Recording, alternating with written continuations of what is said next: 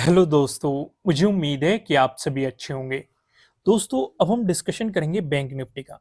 अगर आप bank Nifty पे ध्यान दोगे, बैंक निफ्टी ने ऊपर की तरफ भी आज ट्रैप करने की कोशिश करी है, क्योंकि प्रीवियस डे हाई को भी निकाला है, प्रीवियस डे क्लोजिंग से भी ऊपर था। अगर आप ध्यान देंगे, अपने ट्रेडिंग डे हाई को भी मार्केट ने निकाला है, यहाँ पे आपको ट्रैप करने की कोशिश करी।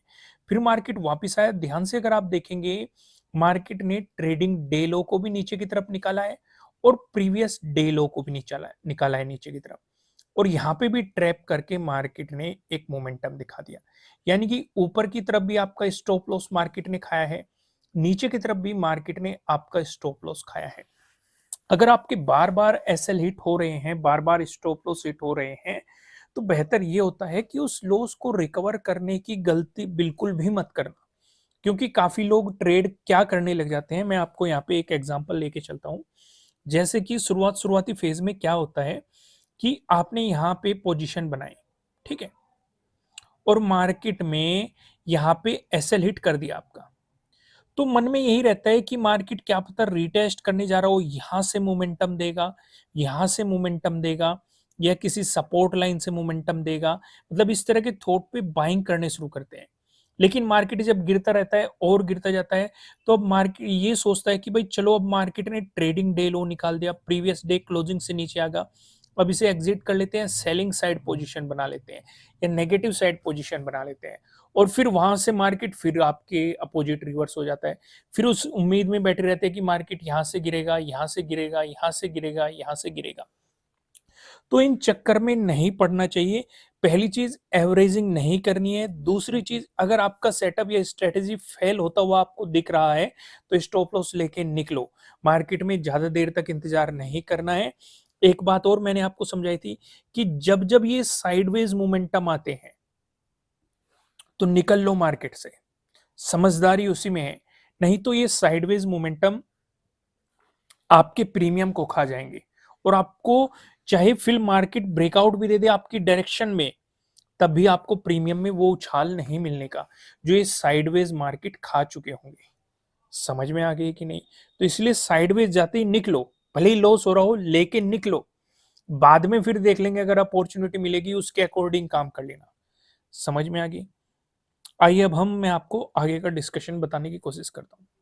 भाई यहाँ पे अगर आप देखेंगे, मार्केट ने आज भी इसी जोन पे टाइम स्पेंड किया, पहले भी इसी जोन पे टाइम स्पेंड किया। मैंने आपको बताया क्या था?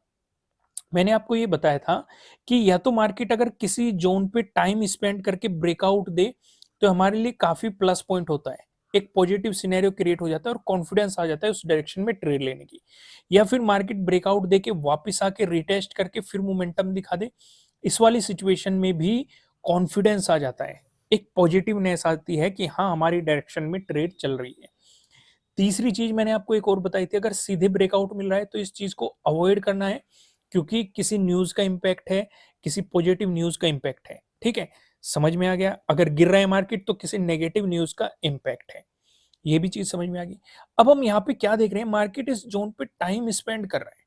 अब इसका मतलब ये बिल्कुल भी नहीं होता कि यहाँ से ब्रेकआउट ही मिलेगा, आप बार बार खरीदते रहे कि आज नहीं तो कल ब्रेकआउट मिल जाएगा, कल नहीं तो परसों मिल जाएगा। मिलने को मिल सकता है, लेकिन हमें ये भी नहीं भूलना चाहिए, लास्ट वीडियो में मैंने डिस्कस किया था कि ये वाले वे जोन भी है जहां से हमें बड़ी गिरावटें भी देखने को मिली है।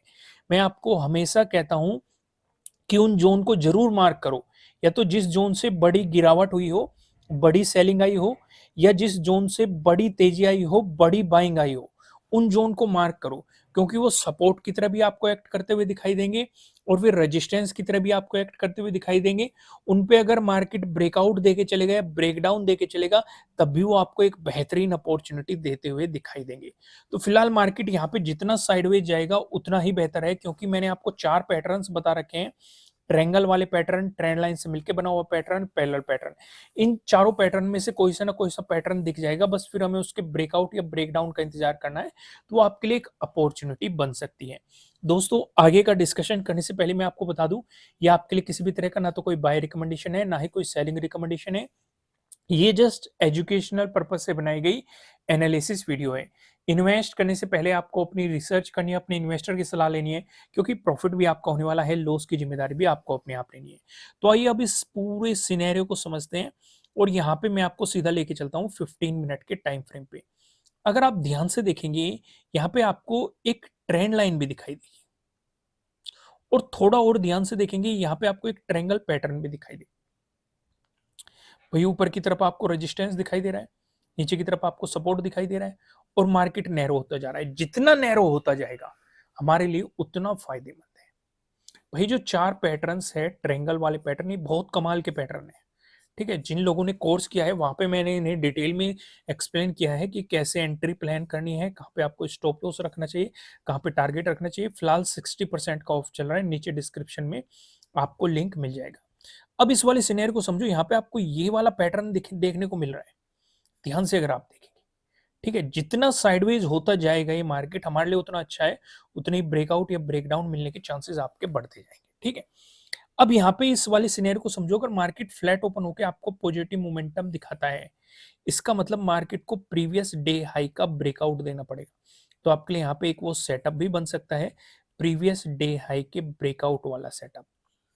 ठीक है, लेकिन अगर मार्केट यहाँ पे फ्लैट ओपन होकर नेगेटिव मोमेंटम दिखाता है, पहली चीज, एक तो आपको यहाँ पे ट्रायंगल पैटर्न का ब्रेकडाउन मिल रहा है। अगर कोई ट्रायंगल पैटर्न को नहीं जानता, उसे ये ट्रेंड लाइन तो दिखाई दे रही होगी। ट्रेंड लाइन पे किस तरीके से काम किया जाता है ये आपको चैनल पे ही वीडियो मिल जाएगी, मैंने वहां पे डाली हुई है। अगर दोबारा चाहते हैं इस वीडियो को और डिटेल में, तो आप कमेंट करके बता सकते हैं कि ट्रेंड लाइन के ब्रेकआउट या ब्रेकडाउन के बारे में हमें वीडियो दोबारा से प्रोवाइड कराओ, तो मैं ट्रेंड लाइन से रिलेटेड ब्रेकआउट या ब्रेकडाउन दोनों चीजें एक्सप्लेन कर दूंगा। अगर मार्केट यहाँ पे आपको ब्रेकडाउन देता हुआ दिखाई दिया, तो प्रीवियस डे लो काफी इंपॉर्टेंट सपोर्ट हो जाएगा। क्यों मैं ऐसा कह रहा हूं? क्योंकि मार्केट ने आज भी ब्रेकडाउन देने की कोशिश की थी, लेकिन इस वाले जोन से आपको बाइंग आती हुई मार्केट में दिखाई दी। हालांकि इतनी ज्यादा बाइंग नहीं थी, लेकिन फिर भी मार्केट को ऊपर लेके गया। मैं ऐसा क्यों एक्सप्लेन कर रहा हूं? क्योंकि मार्केट ने आज अपने प्रीवियस डे लो का ब्रेकडाउन दिया था। इसलिए मैं कह रहा हूं कि इस लेवल पे हम ज्यादा फोकस करेंगे कि प्रीवियस डे लो पे फिर से मार्केट सपोर्ट लेके बाउंस करता है या ब्रेकडाउन देता है। अगर ब्रेकडाउन दे दिया तो नेगेटिव साइड आपको मोमेंटम्स मार्केट में देखने को मिल सकते हैं। और आपको किस तरीके से सपोर्ट फाइंड आउट करनी है, ये मैंने कल वाली वीडियो में एक्सप्लेन किया था, अगर आपने वो वाली वीडियो देखी होगी। वहीं पे अगर मार्केट गैप अप ओपनिंग देता है, दोस्तों गैप अप ओपनिंग के सिनेरियो पे आप फोकस करेंगे प्रीवियस डे हाई पे। अगर मार्केट इसी के आसपास गैप अप ओपन होकर ब्रेकआउट देता है, आपको फॉलोअर कैंडल भी मिलती है, ध्यान ये रखना फेक ब्रेकआउट को अवॉइड करना है, इसलिए प्रॉपर स्टॉप लॉस को फॉलो करना है। क्योंकि मार्केट ने आज भी 2 बार ट्रैपिंग की है, ऊपर की तरफ ट्रैप करने की कोशिश की है, नीचे की तरफ ट्रैप करने की कोशिश की है। हो सकता है कल को फिर से मार्केट आपको फेक ब्रेकआउट दे और फिर से ट्रैप करे, इसलिए प्रॉपर स्टॉप लॉस को फॉलो करना, एंट्री जरूर बनाना, लेकिन प्रॉपर स्टॉप लॉस को फॉलो करना। जब इस तरह की सिचुएशन हो, लास्ट वाली वीडियो में मैंने आपको एक बात और बताई थी, मैं आपको फिर से एक्सप्लेन कर देता हूं कि ऐसे सिचुएशन पे अगर कॉन्फिडेंस ना आ रहा हो, तो आप हाफ क्वांटिटी में काम करो। ठीक है, या तो मार्केट जब ठहर के फिर उसी डायरेक्शन में ब्रेकआउट दे, या एक रिट्रेसमेंट लेके फिर ब्रेकआउट दे, यहाँ पे आप अपनी बाकी बची हुई क्वांटिटी ऐड कर सकते हैं और उस डायरेक्शन में बने रह सकते हैं।